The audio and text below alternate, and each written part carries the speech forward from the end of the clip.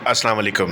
इस से उम्मीद कर रहा हूँ कि आप सब लोग बिल्कुल खैरियत से हैं और आप सबको वेलकम एक मरतबा फिर डॉक्टर साकिब लेक्चर्स में। आज की इस क्लास में स्टूडेंट्स हम स्पेशली बात करने जा रहे हैं IUPAC नोमेनक्लेचर के उन कंपाउंड्स की जिसमें हमारे पास एक से ज़्यादा फंक्शनल ग्रुप्स अगर दे दिए जाएँ तो उनको सॉल्व कैसे करेंगे। हमने इससे पहले वीडियो लेक्चर्स अपलोड किए थे। उन वीडियो लेक्चर्स के थ्रू कुछ स्टूडेंट्स ने कमेंट किया था हमें यूट्यूब पर और आपके तमाम कमेंट्स हम देख रहे होते हैं और उसके बाद हमने कम्युनिटी पर क्वेश्चन पूछा था तो हमें रिस्पांस मिला कि ये लेक्चर होना चाहिए। तो आज ये लेक्चर हम कर रहे हैं। स्टूडेंट्स याद रहे हम लाइव चैट के साथ इसलिए आ रहे होते हैं कि जो स्टूडेंट्स अभी देन एंड देयर इसको देखकर लाइव में सवाल पूछना चाहें तो उनको उसी वक्त जवाब मिल जाए। अलबत्ता इसकी रिकॉर्डिंग इस चैनल पर मौजूद रहती है। और अगर आप व्हाट्सएप कम्युनिटी का पार्ट बनना चाहते हैं तो आप व्हाट्सएप 0333224331 पे अगर मैसेज कर देंगे तो आपको व्हाट्सएप कम्युनिटी में ऐड कर दिया जाएगा। और रिक्वेस्ट है कि अभी अगर आप इसका लिंक अपने फ्रेंड्स के साथ शेयर कर देंगे तो एडवांटेज ये हो जाएगा कि उनको भी लाइव क्लास में क्वेश्चन आंसर करने का मौका मिलेगा। हम यहाँ पर रेडी करते हैं बेटा एक हायरार्की लिस्ट जिसको हम कहते हैं प्रायोरिटी ऑर्डर, और मैं उसके लिए लफ्ज़ इस्तेमाल करता हूँ king of the hill list. कि आपके पास जो ग्रुप टॉप पर मौजूद है उसको हम सबसे पहले नंबर दे रहे होते हैं, प्रायोरिटी दे रहे होते हैं, और उसके बाद फिर जो ग्रुप्स हैं उनकी लिस्ट होती है। अब इस तरह से सबसे पहले आपके पास आता है कार्बोक्सिलिक एसिड। मैंने इसे नाम दिया हुआ the boss. Boss is always right, boss सबसे ऊपर होता है। तो मैं कार्बोक्सिलिक एसिड को बॉस कहता हूँ कि आपको हमेशा इससे नंबरिंग करनी है। यानी किसी भी कंपाउंड में कोई भी फंक्शनल ग्रुप मौजूद है और उसके साथ कार्बोक्सिलिक एसिड अगर मौजूद है तो आप कहेंगे दिस इज़ द बॉस, मैं नंबरिंग यहाँ से करूँगा। तो COOH वाला जो कार्बन है उसको ऑटोमेटिकली आप 1 कह देंगे। मतलब एक ही कंपाउंड में अगर आपको OH भी नज़र आता है और कार्बोक्सिलिक एसिड नज़र आता है तो आपने प्रेफरेंस देनी है कार्बोक्सिलिक एसिड को। सेकंड नंबर में आपके पास आता है ईस्टर, यानी नंबर 1 कार्बोक्सिलिक एसिड को नंबरिंग कर दिया। अब कार्बोक्सिलिक एसिड नहीं है और ईस्टर मौजूद है किसी और के साथ तो ईस्टर को आपने प्रायोरिटी देनी है। और ईस्टर के लास्ट में क्या आता है हमारे पास OH आता है। नंबर 3 प्रायोरिटी आपके पास एसिड हैलाइड और अमाइड्स की है। यानी अब अगर आपके पास कार्बोक्सिलिक एसिड और ईस्टर्स नहीं हैं और एक कंपाउंड में आपको OH भी मिलता है और X भी मिलता है तो आप प्रायोरिटी किसको देंगे, एसिड हैलाइड को देंगे नंबर 3 पर। 4th नंबर पे हम कहते हैं नाइट्राइल्स हैं, इनकी प्रायोरिटी बनेगी। 5th पे अल्डिहाइड और कीटोन्स हैं। अब अल्डिहाइड पहले आएगा, कीटोन बाद में आएगा। देखो जुमला हम लिखते हैं यहाँ पर अल्डिहाइड विंस ओवर कीटोन। तो हम कहते हैं सर अल्डिहाइड में आपके पास जो है वो पहले नंबरिंग करनी है। उसके बाद अल्कोहल है नंबर 6 पर, फिर अमाइंस हैं, फिर डबल ट्रिपल बॉन्ड है। यानी अब मैं आपको कहता हूँ एक कंपाउंड में अल्कोहल भी है और डबल बॉन्ड भी है, नंबरिंग कहाँ से करनी है। तो पहले कौन आ रहा है, अल्कोहल आ रहा है ऊपर, डबल बॉन्ड नीचे आ रहा है, तो नंबरिंग कहाँ से करेंगे, अल्कोहल से करेंगे। फिर आपके पास सब्स्टिट्यूएंट्स हैं, एक्स्ट्राज में हैलोजेंस हैं, ईथर्स हैं, अदर सब्स्टिट्यूएंट्स ग्रुप हैं, इन सब को आपने यहाँ पर लिया।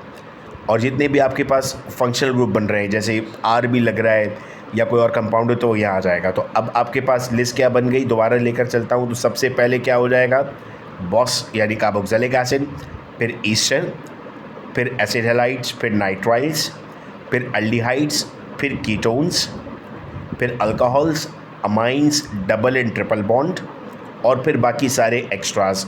ये एक लिस्ट है फिर आपके पास इस तरह से कि ये आप इस तरह फिल आउट कर रहे होते और इनके सफिक्स आपके पास जो ऊपर लिख रहे होते हैं।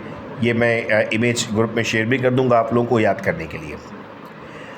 अब हम आते हैं सर IUPAC नोमेनक्लेचर की कुछ क्विक एग्जांपल्स करते हैं और 10 ईयर पेपर्स में जो सवाल पूछे गए हैं उनको सॉल्व करने की कोशिश करते हैं। तो भाई सबसे पहला रूल तो आपके पास क्या होता है, इस वक्त चैट पर भी कुछ बच्चे लिख रहे हैं, लिखने से ये है कि आपकी मेमोरी रिकॉल रहती है। सबसे पहला रूल क्या है भाई, सबसे पहला रूल है selection of the longest chain. जितनी बड़ी आपके पास चेन है उसको आपने सेलेक्ट कर लिया, दूसरी पर आप नंबरिंग करते हैं। नंबरिंग में आप क्या करेंगे, give the principal function group the lowest possible number if there is a tie. यानी अच्छा ये इसका क्या मतलब है सर, ये प्रायोरिटी लिस्ट है, कार्बोक्सिलिक एसिड मौजूद और अल्कोहल मौजूद है, पहले किसको नंबर करेंगे।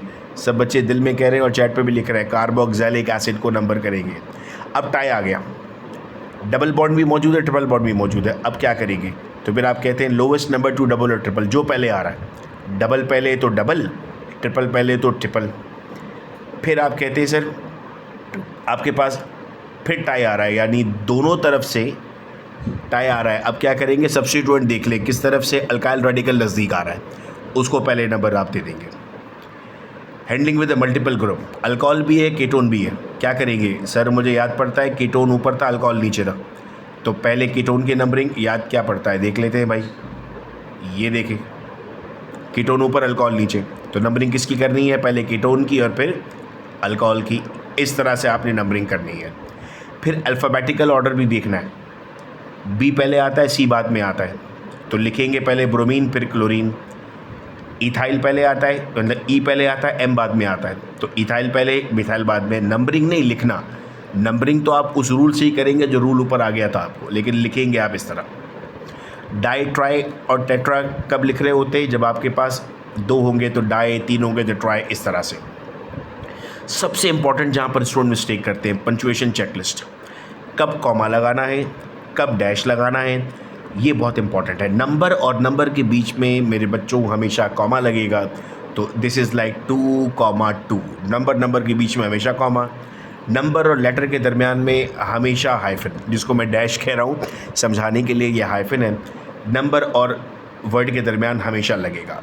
No space between the name, यानी क्लोरोब्यूटेन में आपने कोई स्पेस नहीं रखनी, आपने डायरेक्टली उसको लिख देना है, ठीक है। अब आते हैं स्टूडेंट्स कुछ एग्जाम्पल्स पर।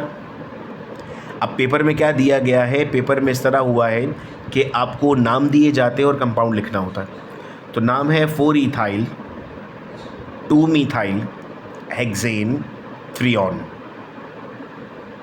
अब आपने यहाँ पर जो कंपाउंड है उस कंपाउंड को कहता है वो 4 इथाइल 2 मिथाइल हेक्सेन फ्रियोन, यानी टोटल आपके पास जो चेन बनेगी वो 6 कार्बन की बनेगी, 6 कार्बन की चेन बनाएंगे आप। उसके बाद 3rd नंबर कार्बन पे आपने ओन बनाना है। ओन क्या चीज़ होती है सर, ओन तो आपके पास कीटोन है। फिर 2nd नंबर कार्बन पे CH3 लगाना है और 4th नंबर पे C2H5 लगाना है। अब देखो यहाँ पर जो इम्पोर्टेंट बात है ना वो ये है कि इथाइल पहले लिखा है हमने और मिथाइल बाद में लिखा है, जबकि नंबरिंग में ऐसा नहीं होगा।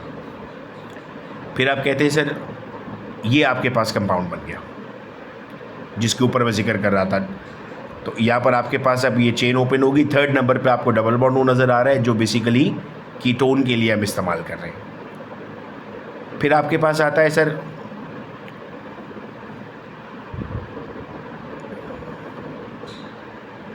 2-इथॉक्सी 2 मिथाइल ब्यूटेन। तो ब्यूटेन मतलब आपके पास 4 कार्बन, 2nd नंबर पे आपके पास मिथाइल मौजूद है और 2nd नंबर पे इथॉक्सी, चूँकि ईथर है तो ये ROR बनता है आपके पास। ROR का मतलब है एक तरफ आपने इथेन ले लिया, एक तरफ आपने ब्यूटेन ले लिया और 2nd नंबर पे आपने फंक्शनल ग्रुप लगा दिया। अब ये कंपाउंड आ गया, डबल बॉन्ड भी है, कार्बोक्सिलिक एसिड भी है। स्टूडेंट्स आप बताइए कि इसमें क्या किया जाएगा, किसको प्रायोरिटी देनी है। तो सर हमें याद है carboxylic acid is the boss, सबसे पहले नंबर इसको दिया जाएगा। तो आप कार्बोक्सिलिक एसिड से नंबरिंग करना शुरू करते हैं। फिर इसके बाद आपके पास ये कंपाउंड आता है। अब यहाँ पर इंपॉर्टेंट होता है कंपाउंड को फंक्शनल ग्रुप से आइडेंटिफाई करना कि वो कौन सा कंपाउंड है। अब इसको मैं कहता हूँ ये ईस्टर है। तो ईस्टर कैसे हो रहा है, देखो CH3 CH2 5 टाइम्स, ये R है, फिर COOC, तो ये बनता है RCOOR। RCOOR बेसिकली आपके पास कंपाउंड बनता है ईस्टर का। इस तरह से आप आइडेंटिफाई कर रहे होते हैं कि जो कंपाउंड आपको गिवन है वो कौन सा कंपाउंड होगा।